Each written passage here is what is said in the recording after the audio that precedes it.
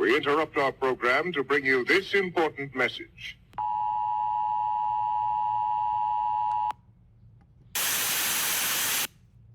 I'm back.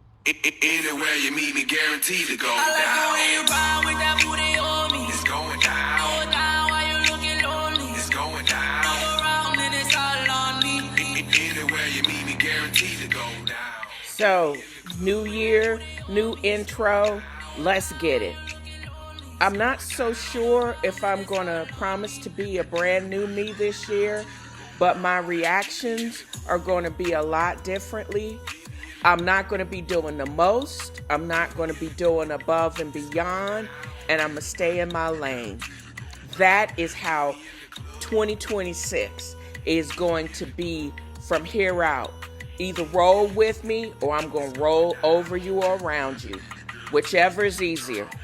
Okay, she headed to the dance floor and she slowly started popping it. Song like my wrist piece, everybody got to watching it. Girl, you got that secret treasure, I'm gon' put a lock on it. Don't care what they say, I would be stupid if we not on it. Watch me flex.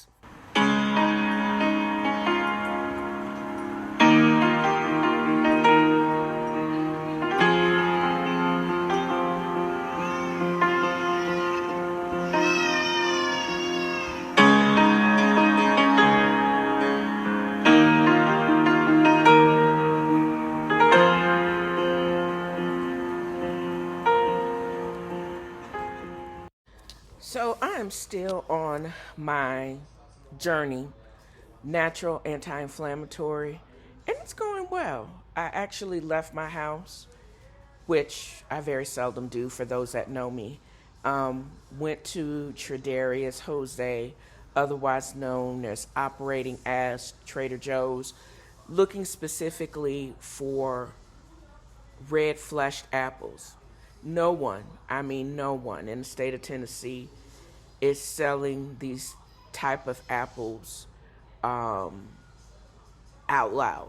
So I think I'm going to have to do some research online and get them shipped to me because they are the bomb. So I think I've spoken of the health benefits of red fleshed apples, but I know I've probably missed the peak harvest time and being able to access these apples outside of growing them myself, which I will not do because I have a tendency to kill trees. That's my lemon trees. But we're going to see this year. So the list of available red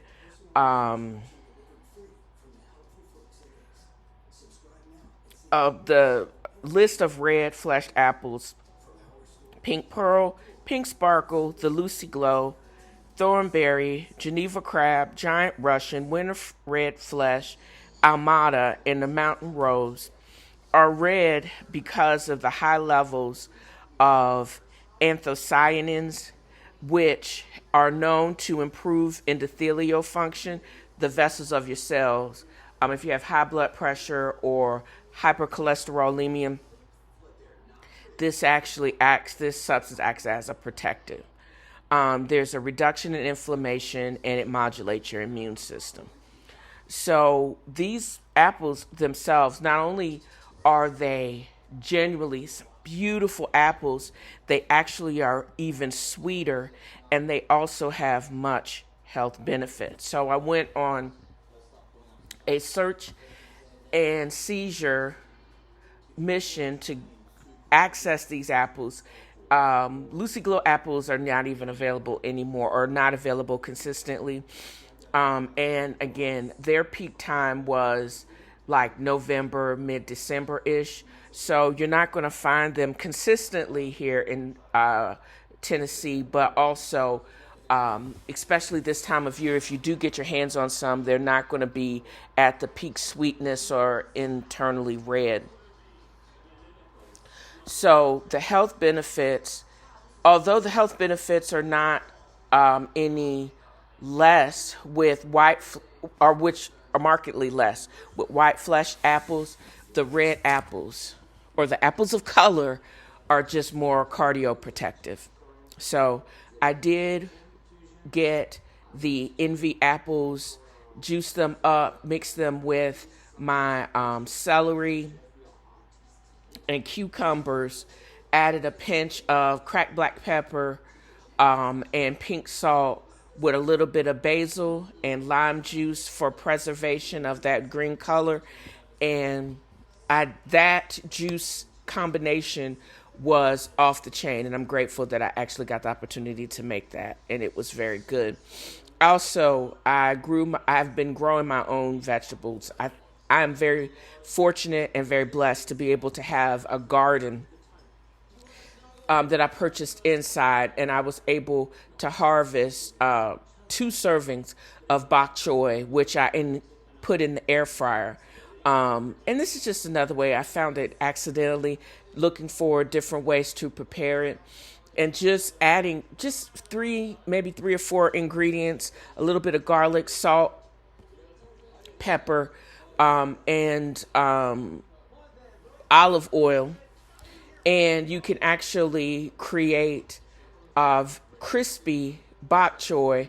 You got to make sure that you heat it low temperature and keep an eye on it so you won't burn up your leaves. And it actually makes a very good chip.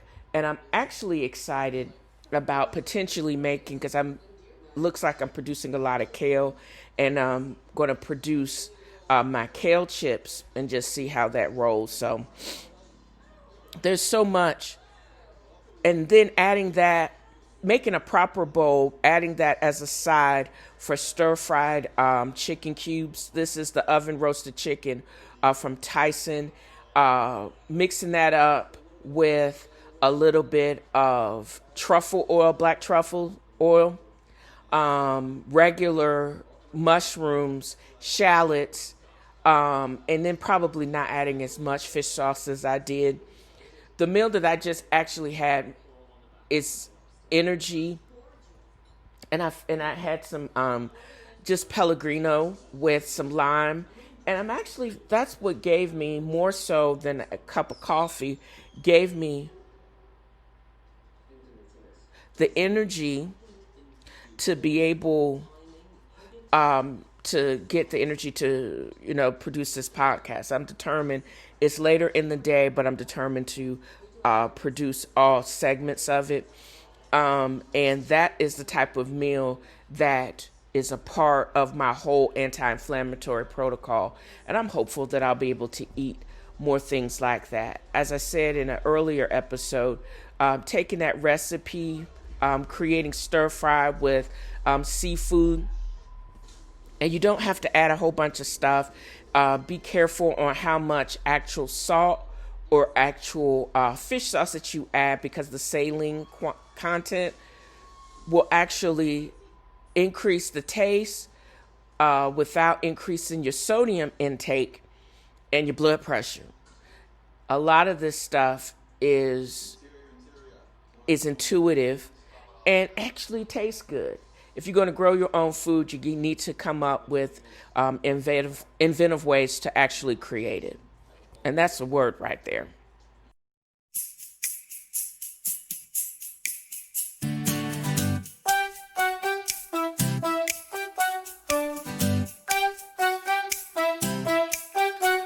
Slow down the morning, speed up the soul. A world of flavor delivered whole. FB Roasters, your perfect cup, just a click away. Online, on time, oh so bold. Slow down the morning, speed up the soul. A world of flavor delivered whole. FB Roasters, your perfect cup, just a click away. A world of flavor delivered whole. FB Roasters, your perfect cup, just a click away.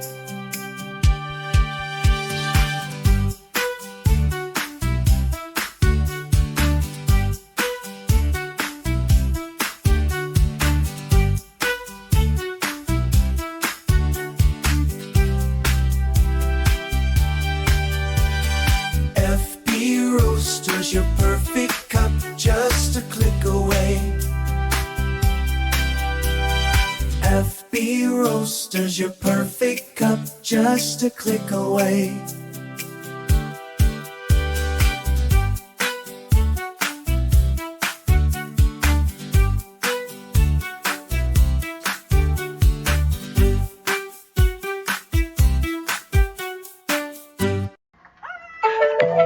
Butterfly in the sky, I can go twice as high. So take a look, it's in a book, a reading rainbow.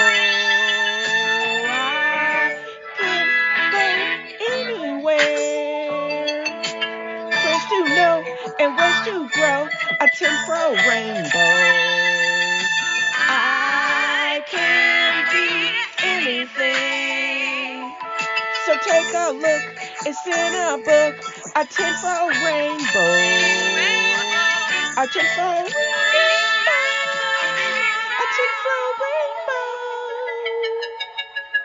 For those that have either newcomers or have started following me on social media, you've noticed that my whole outlook has changed since I've become a forward travel consultant, as well as I started my FB Roasters business. For this month of March, as into the rest of the year, I plan on celebrating the Star Trek 60th anniversary of the premiere of the original series. All of my social media platforms are going to be directed to that. I plan on restarting my whole nerdy track, highlighting some of the reels I've created for YouTube as well as for Instagram. And also, I plan on a 2-week trek out to Sedona, which I'll start highlighting on that channel as well as sharing with the listeners. However, I'm excited to talk about this week's focus on Osceola's Revenge by Gary Green, and how I paired it with the 5 rules of acquisition, because the first part of my trek out to Sedona has me stopping to not only the casinos out west of Memphis, but also many of the Indian casinos that dot my trek or path along I-40 all the way into Arizona. And this book, I found, it's very intriguing, but at the same time, I find it very disturbing, because the whole story, the whole premise behind the book is in itself very disturbing, but I believe the Ferengis would actually understand it.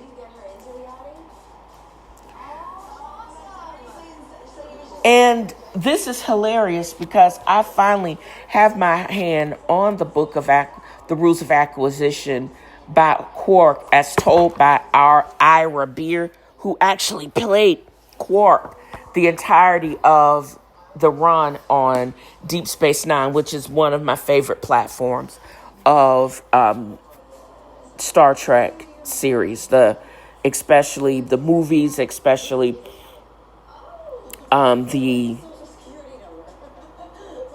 series, TV series portion of it. And I just realized I don't recall any of the movies having a Deep Space Nine slant. Yeah, that was one of the platforms I did not have. It was very popular. I liked it probably even more than Voyager, definitely more than Enterprise, but I digress. So let's take a look at the whole premise of the book, Osceola's Revenge, and applications to the rules of acquisition. First, the first rule of acquisition is once you have their money, never give it back. In the opening chapters of the Osceola's Revenge, there is a focus on the permanence of loss, whether it is land, legacy, or capital. The characters move through and against the status quo operate on a principle that once power and resources are seized through legal or systemic loopholes, the old guard has no path for recovery. And this is also one of the things that I needed to, because I use generative AI in order to come up with what I'm going to help me to craft what I'm going to speak about in my podcast. When I basically wrote the prompt for AI to combine the rules of acquisition, they made reference to Max Osceola of the Seminole Indians, the great-great-grandson of the great chief of the Seminole Indians. They compared him to the Indian Trump. I basically say make no reference to Trump or any MAGA supporters. But when I finally read the back of the book, he was called that. And Trump actually had a lobbyist because he said the sovereignty of the Indian nations was unfair to his ability to basically run every gambling enterprise he actually had to the ground. I found that to be hilarious. But I digress and I'll get back to that. The second rule of acquisition, greed is eternal. The book focuses on the idea why political movements and social structures are fleeting. The underlying human desire for more influence, retribution, or control is the constant engine of that plot. The revenge in the title is as much a reclaiming perceived lost value as it is about justice. There's Rule 34, war is good for business.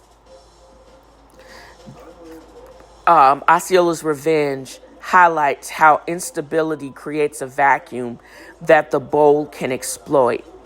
Conflict isn't just a byproduct of the plot. It's the catalyst that allows the protagonist and antagonist to bypass traditional bureaucracy and fast-track their own agendas.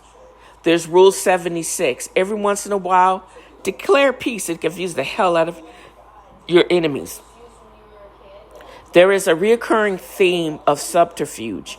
The narrative often shows players using the language of reconciliation or returning to tradition as a tactical smokescreen. By appearing to seek peaceful resolution, they mask the aggressive maneuvers happening behind the scenes. And then Rule 239, never be afraid to mislabel a product. The marketing movement within the book, the motivations are often wrapped in high-minded rhetoric about heritage and sovereignty, but the underlying mechanics are frequently shown to be more cynical. It's about selling a revolution that is, at its core, a hostile takeover. And you ain't never lied.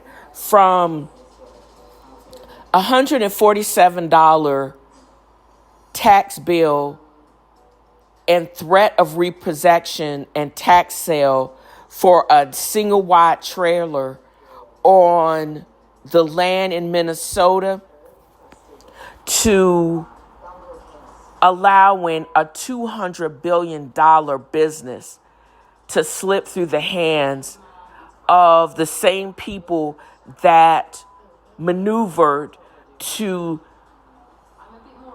discredit, extinguish the Native American or First Nation, because they said if they identified as a Native American, that means they weren't a man. What kind of crazy racial bullshit is that? You talk about revenge on the nth degree. When Max Osceola and all the shamans stopped dancing, we're talking about $100 billion cash deal for Harris, signed by the same Seminole Indians, which were not only one of the only tribes that never signed a treaty with the United States government, that were the poorest until they became one of the richest and sole heirs to that, free education, health care for the duration. We're talking about going from almost extinction to billionaires within not even a full generation. These were the same people that told Andrew Jackson to kick rocks and get the hell off their land in Florida, only to be poverty-stricken for about 150 years before they basically won the right to really became recognized as First Nation, sovereign, only governed by themselves. It's wild. The irreversibility of Rule 1. There were injunctions and property filings to create a new normal for people that did not even have the word for tax in their own native language, to creating a new normal that allowed them the sovereignty and the majesty that their community deserved after being lied to for beads for decades, for centuries. There are vested rights. The idea that once a right is granted or a deed is filed, the state can't easily come and claw it back and lie about it and keep the money or the land forever. You can't do that.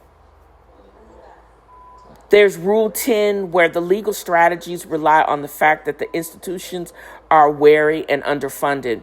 By filing endless motions and utilizing lawfare, this is the whole premises of Osceola's revenge. The legislative process, or the white people, bet on the fact that their opponents' resources are finite, while the drive for revenge is an inexhaustible fuel source. Basically, the same mechanisms that the white man has used for centuries to keep the native First Nation down, they're basically now flipping the script and using their own bureaucracy against the white person. There's a Trojan horse. This is Rule 76.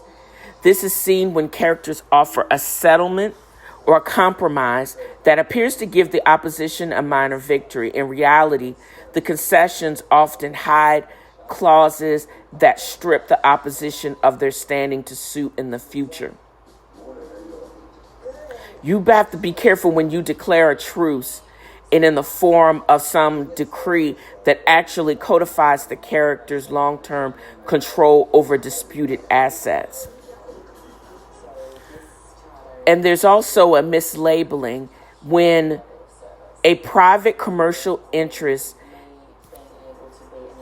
there is a difference between sovereign act and a traditional heritage claim. You gain access to different sets of laws, like tribal or even maritime law, that favor their position. And there you talk about some really squirrely maneuvers. All of this plays out in the courtroom when you talk about lawsuits, because the judge is forced to apply a different and more favorable legal standard.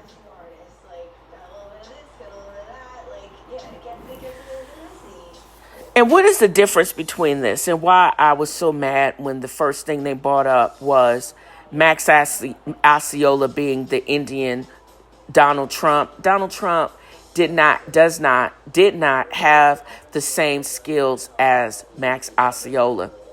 Steve Wynn is the other one, because those two characters fought hard for getting access to the casinos. They basically tried some old school shenanigans. Trump tried to offer them his services or consultancy fees, but then they basically fired him as a consultant because they said the fees were too high and he wasn't given, there was not any values. They did not accept his beads for Manhattan. And then Wynn basically tried to get lobbyists to keep them from actually having their casinos, even though collectively those casinos made more even than U.S. Steel and employed even more people. Max Osceola in the book was portrayed as a visionary tribal entrepreneur.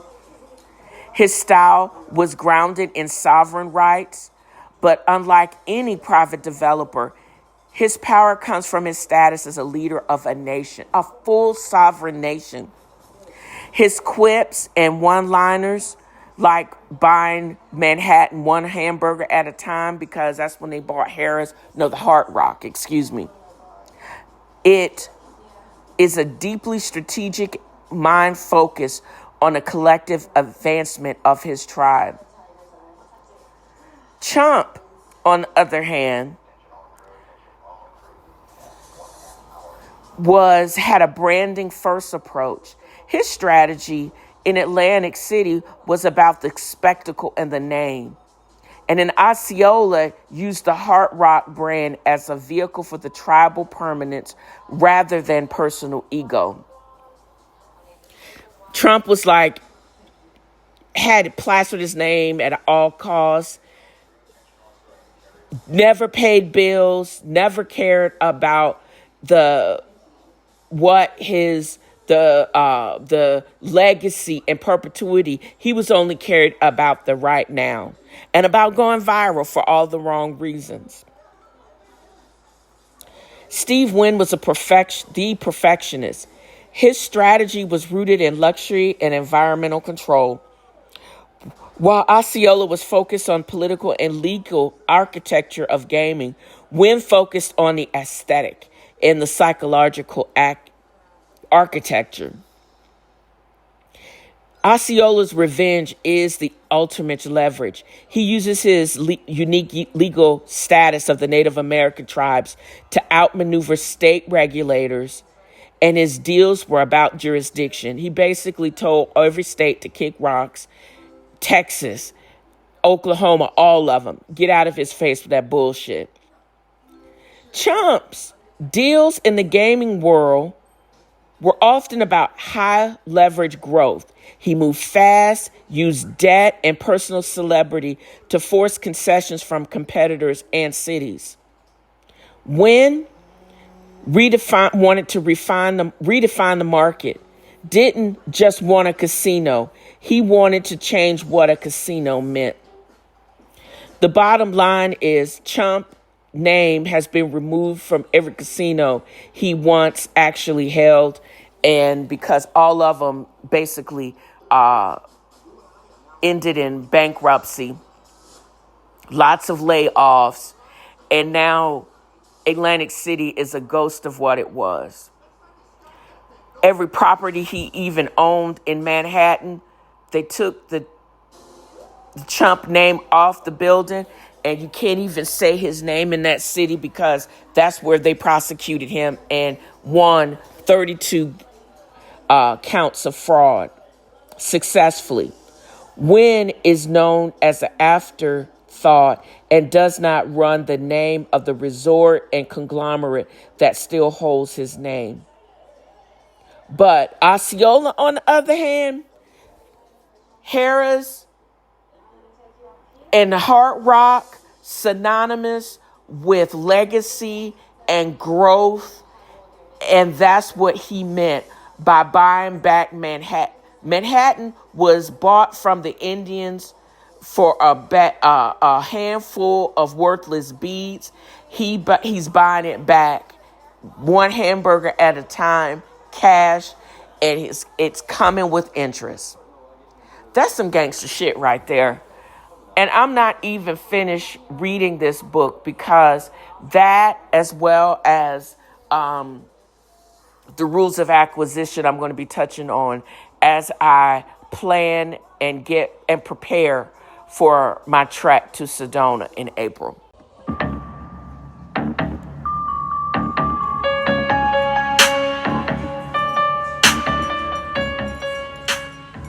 Yeah, there's just a whole bunch of unholy amount of information, ungodly information that's coming out on the reality TV world.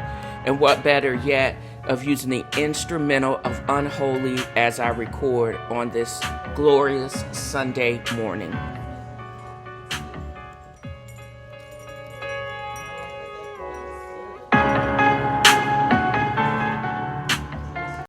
Hamnet was one of the movies that I had not watched because I am anti going to the movies at this time. I just realized that I was a AMC insider for a while because I owned several shares of the AMC stock.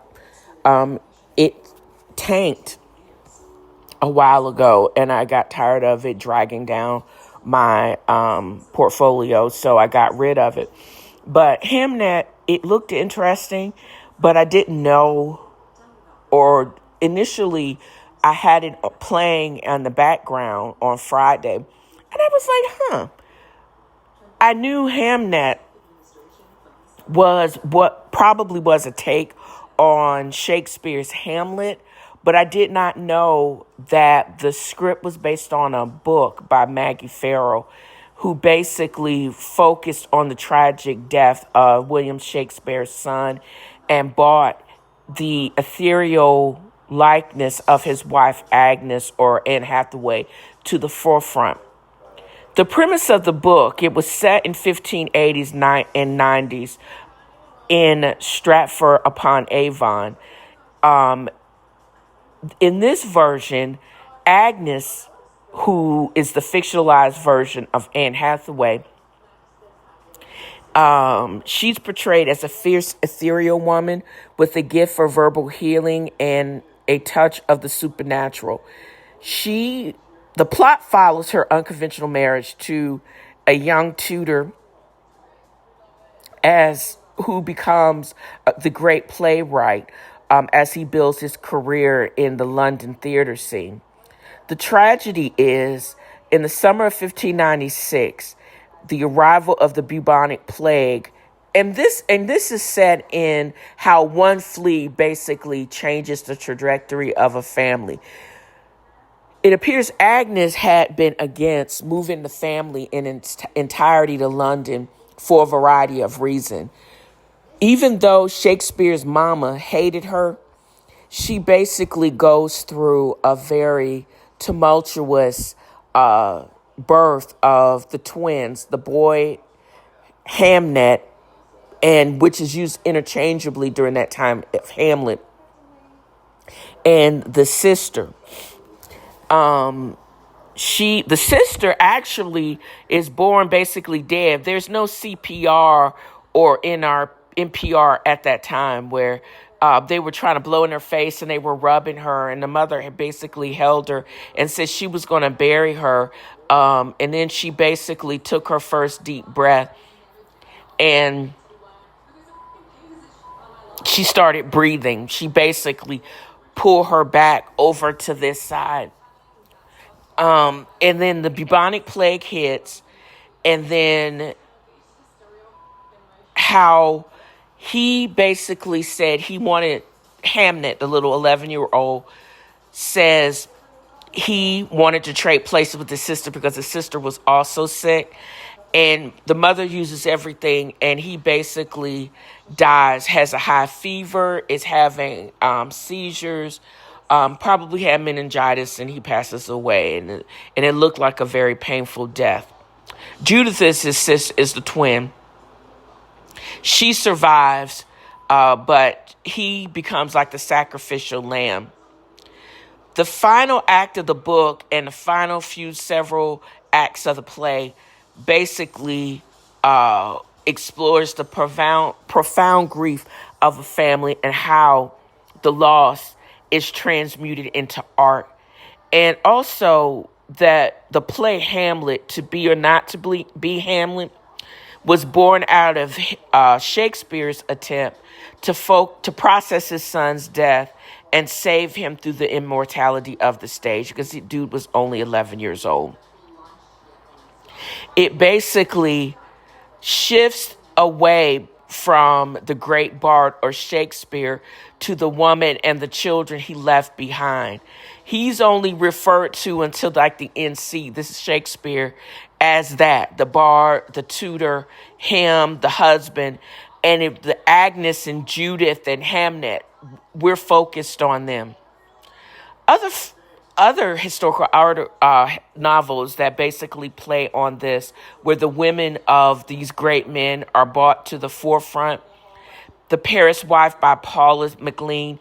This follows Ernest Hemingway's wife. I actually did read that. Z, a novel of Zelda. This is by Teresa Ann Fowler. And she went from just being F. Scott Fitzgerald's crazy muse to a talented artist in her own right. And unfortunately, she probably had to stifle her own stardom because we didn't learn of her art until she was already locked away in a sanitarium. Then Mrs. Dickens. This is a look at Charles Dickens' wife, who bore him 10 children to be only cruelly cast aside as his fame grew. There's the other Einstein. I think I actually did read that, by Marie Benedict. It's an account of Albert Einstein's first wife, who herself was a brilliant physicist, and she was more likely the author of the Miracle Papers instead of dyslexic Einstein. And then another book by her, The Personal Librarian, is the true story of Belle DaCosta Green, the personal librarian of J.P. Morgan. Oh, I need to read that because she had to hide her Black heritage to navigate the elite world of art and power. Wow. I wonder if I can actually find that and put that in the Far From Beale Street, because that's a dope book right there. And then there's The Engineer's Wife by Tracy Emerson Wood, who follows Emily Roebling, the woman who effectively took over the construction of the Brooklyn Bridge. That I vaguely remember from The Gilded Age. A lot of myth, a lot of legend, but a lot of this is also based in fact. There are many other books. The Sound of Achilles, The Silence of the Girls, and Hester. The reimagining of the woman who inspired Hester Prynne in The Scarlet Letter, exploring her relationship with the young Nathaniel Hawthorne. And then Lucretia de Medici. No, this is the Borgia. No, that's a different one. That's actually probably more of what we're talking about. And then All of Our Yesterdays by Joel Morris is a prequel to Macbeth, focusing on the life and trauma of Lady Macbeth before the events of the play. These are so many, but just a tip of the iceberg of women like Agnes Shakespeare, and a whole other subdrama of historical fiction dedicated to reclaiming the stories of women who lived in the shadows of famous men. And I hope you will take this and also add some of these books to your reading list as you explore this and many other books as far as your reading goes. And thank you for listening. If you want a breakdown of the most recent episode of Real Housewives of Beverly Hills, my suggestion to you would be tune in to the recap by Carlos King and Alexis Bellino. I think he usually publishes that on Saturday, although I didn't see an updated version this past Saturday, so I'm not sure what's going on. I think it's fantastic that when he does it, their take on things is a little bit different than mine. And I'm starting to lose interest in that franchise. Also, this past week's recap of The Real Housewives of Potomac, Monday Night Live almost went up in flames as Dustin Ross had to gather Claudia C. Murder Jordan about her comment on just the trailer of Real Housewives of Atlanta. The giving of it all, the love and hip hop of it all, that was funny to me. And I'm right.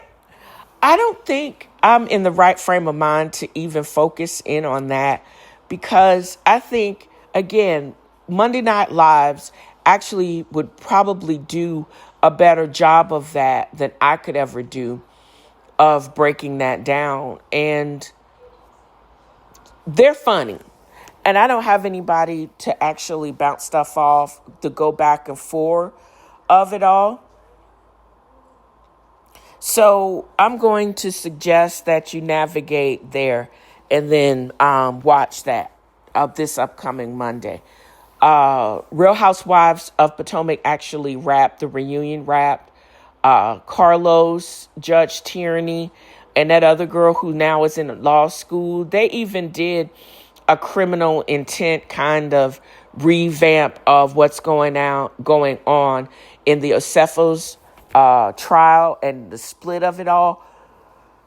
So, but unless something untoward comes up, I'm probably not going to recap any of that, because I'm going to use this time to basically focus in on the Bells, as well as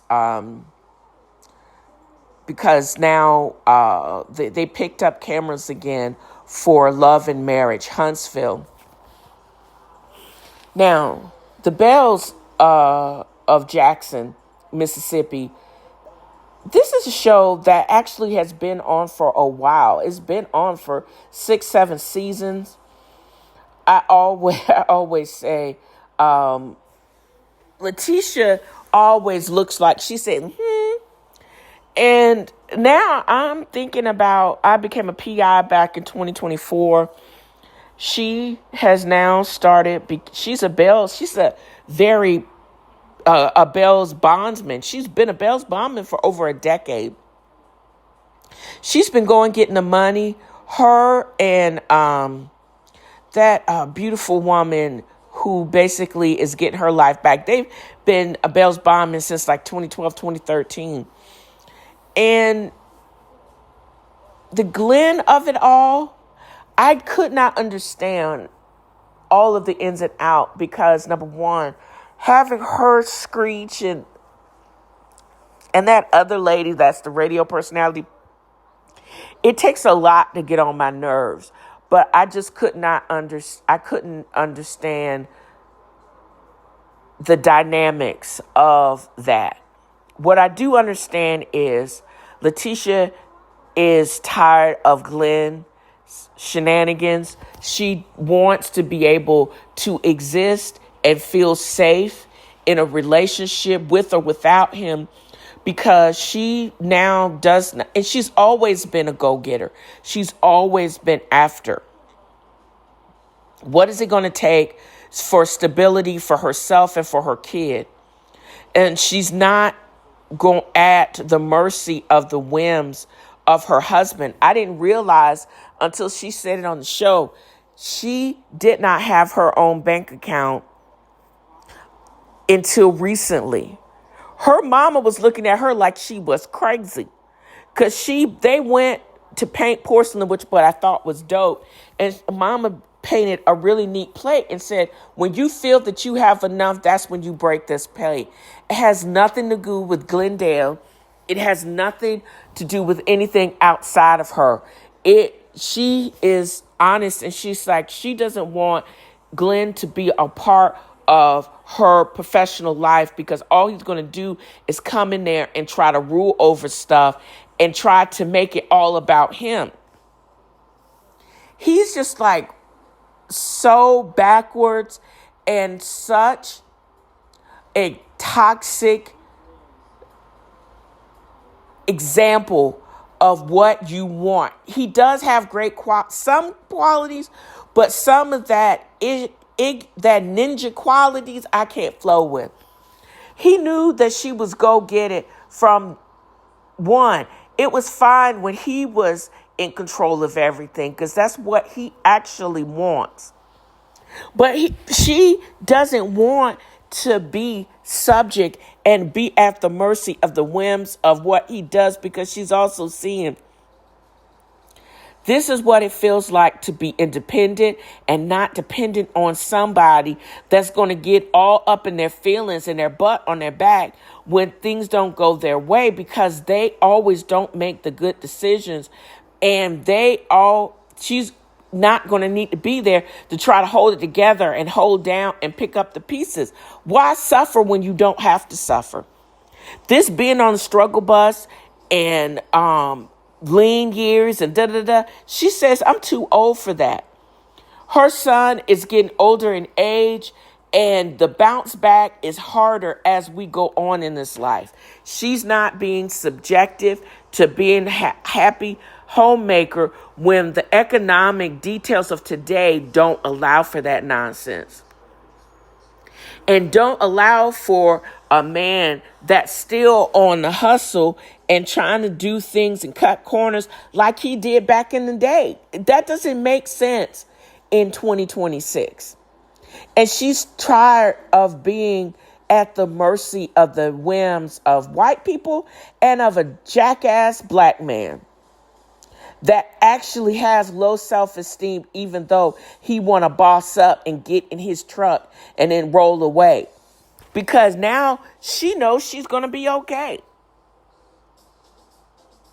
What I do know is that her and Latrice, either they need to squash it or they're going to need to come and figure out some way, because no, they are going to need to be able to film with each other, because both of them are basically messing up the bag of everyone. And they're going to need to figure that shit out. They both are the face of the show. And what would it benefit if Letitia actually talking to some disgruntled people? What would it benefit her? That it doesn't make any sense. And I kind of feel that the Josh and whoever of it all, they just want to be relevant, and they're truly mad that they're not. So they're going to pit them against each other, because when you divide, you conquer. And they just want to be messy and mess up everybody's bag because they did not secure their place on a show that they really didn't have anything to do with. They wanted more than what the show actually could offer for them. And since they didn't have a role, they want to blow up everybody's spot. And that's where they're going to get got. But if Latrice actually calms the fuck down and she listens, because look at who is telling you this. Somebody that you fired and that basically wanted to secure his place or her place in your life, but your husband wasn't having it. So now you're trying to get back at her at the expense of somebody else. That's what it seems is giving to me. And I'm using this. I hope I'm using it correctly, just Dustin Ross, because it seems to me that the only benefit would be somebody that was actually terminated and can't film because you mad at her. So you're trying to get back at her by using one of her good friends. Why would she do that? There's no benefit from either one of y'all.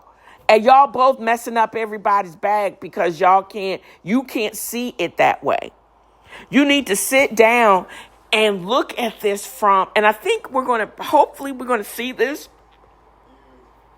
because Letitia and Latrice actually meet up without the carry of it all at a restaurant. And I hope they are calm enough to hear what the other person is saying and then realize that the people that are bringing these allegations are messy and they will use by any means necessary to blow up everything just because they felt that they were slighted. That's a dangerous person to deal with. Now on to Love and Marriage, Huntsville. I couldn't understand why they kept breaking and they took pauses, because there is a lot going on in Huntsville that if the production played their cards right, and it seems that they have, that there are so many more rich stories than watching Letitia Scott and Marceau and his marblehead fuckboy say some of the stupidest shit. It basically premiered again, episode 17, and all I could think of, we heard Nell screech for all of these previous episodes when we actually had the culmination of what is going on now. I'm actually getting excited about seeing. We're watching the evolution of Maurice. We're watching him get to the point and saying, looking like he actually did the work and saying what Kimmy needs to hear. We are also watching Chris Fletcher's, I don't know if it's a downfall, but it's an interesting dynamic. Why, now that they picked up the cameras, is basically the main focus is going to be Chris Fletcher's revocation of his real estate license. And it's more, he said he was suspended. I think that's putting it lightly. They basically took his shit back. I did not know that Chris Fletcher actually was a well-respected real estate broker agent in the Huntsville area. He also had a state job that basically dealt with the regulations of real estate. It seems like while he was on the job for the state, he was conducting a bunch of personal business using the telephone, fax, scanners, and even had his own boss proofread a contract that it looks like he made copies on, it's so stupid, on the state's agency's copier. It's crazy. Of course, Marceau is going to say, I told you so. Martell's going to say, I told you so. Letitia Scott is just going to continue to overreact because she hasn't forgiven Nell or him about promoting her own husband's infidelity. But again, I don't care, because unless you got the true receipts, you overreacting or something that actually happened over a decade ago, I don't care. He did it. He ain't saying yay or nay, and now you still reacting like this in 2026. Again, don't care. Kimmy Scott is more observational than taking a really firm stance. She's like, dude, what? This ain't on the up and up, and you need to be ashamed of himself. And it's more or less about the license itself.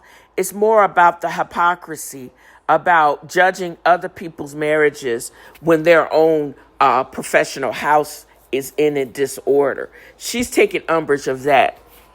And she needs to basically let that shit go. And basically, how can you continue to go on? And if it ain't true, it ain't true. Her lipstick on a pig husband, focus on that instead of this nonsense. Instead of this. Martell Holt, NDA allegation, talking about putting somebody on lock. Girl, shut up, Martell, and take your milk dud head back with your side piece of a girlfriend and keep it pushing. And nobody's going to let her be on this show. You trying to self-produce her and your illegitimate children with this hoe. Nobody cares. Again, nobody cares. But the allegations against Chris Fletcher are pretty serious. as I stated, he was conducting private business on state time. He using the Department of Economic and Community Affairs to basically manage and promote his own business.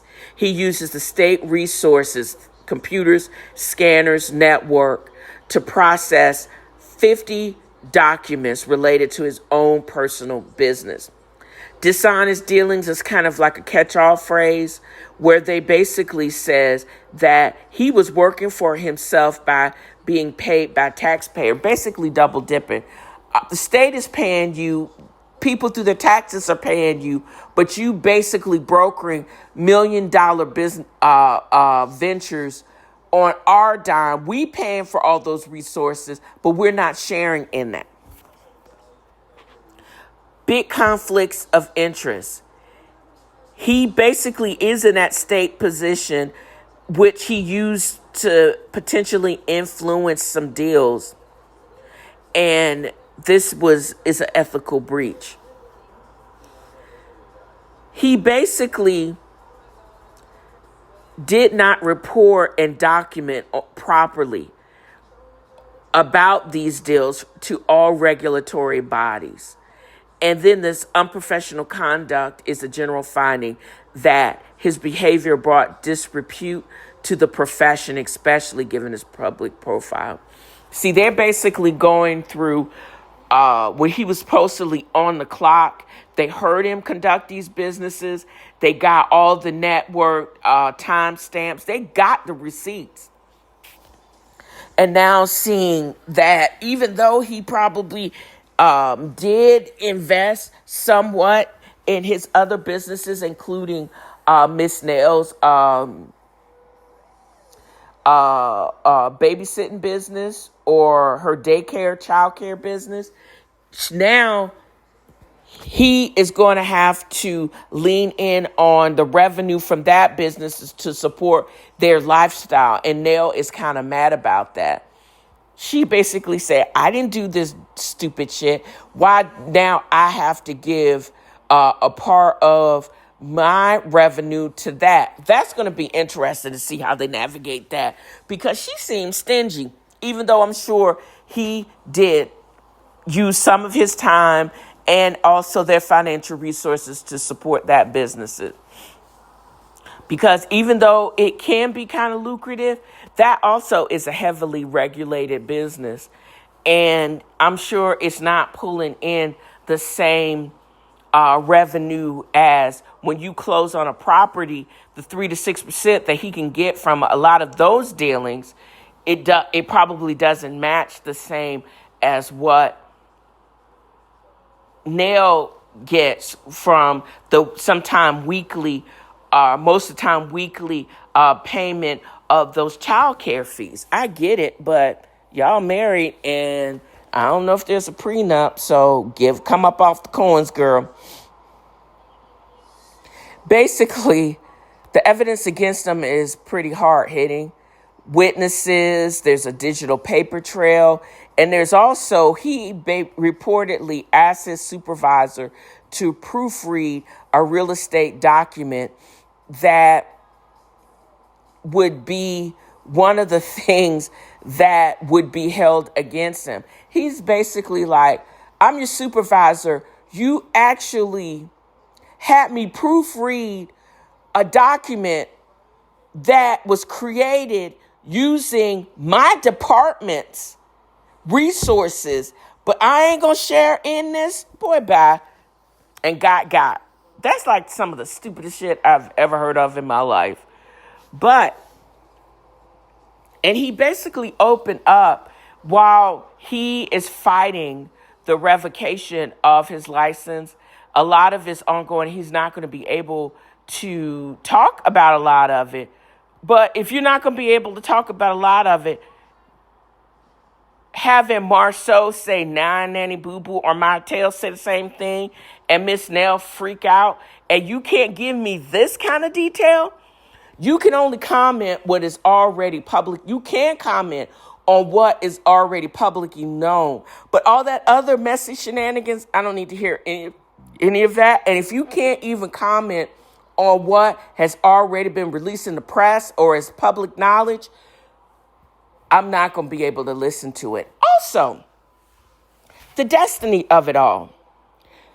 You mean to tell me, instead of us seeing and watching for 16 episodes, Letitia Scott overreact about something that happened over a decade ago with the shenanigans of her husband, instead of learning more about how Destiny was removed from the care of her biological mother, adopted out, and that's how she came to Mississippi.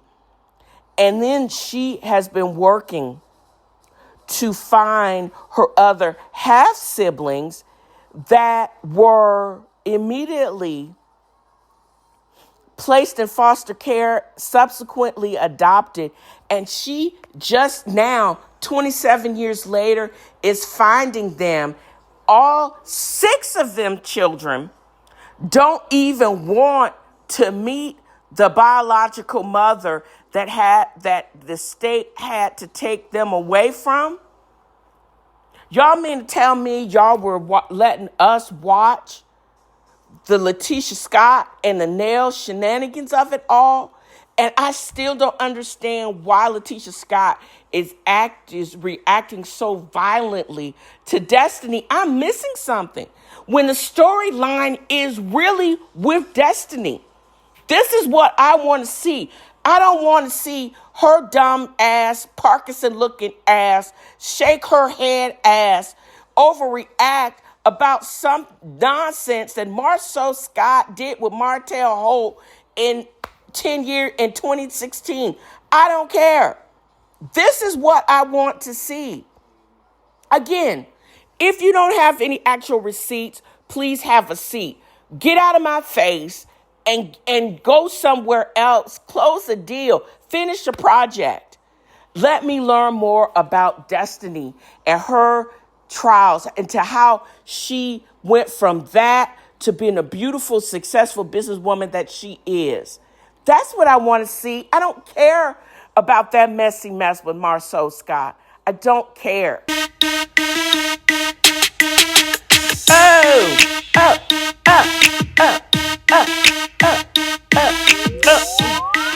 You can take the girl out of the hood, but you can't take hood music out the girl.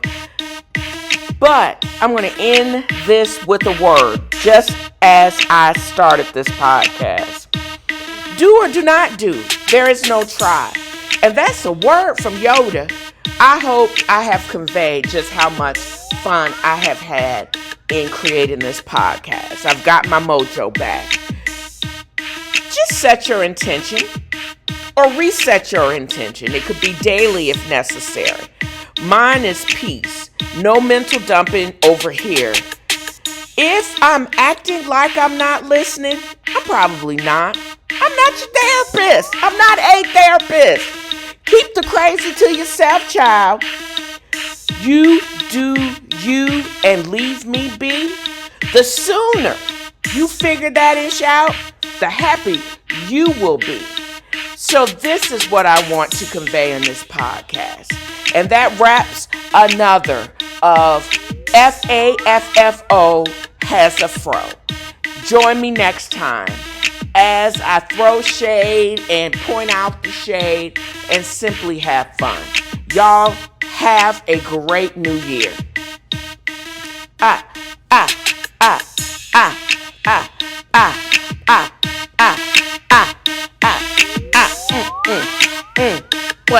What, y'all? What?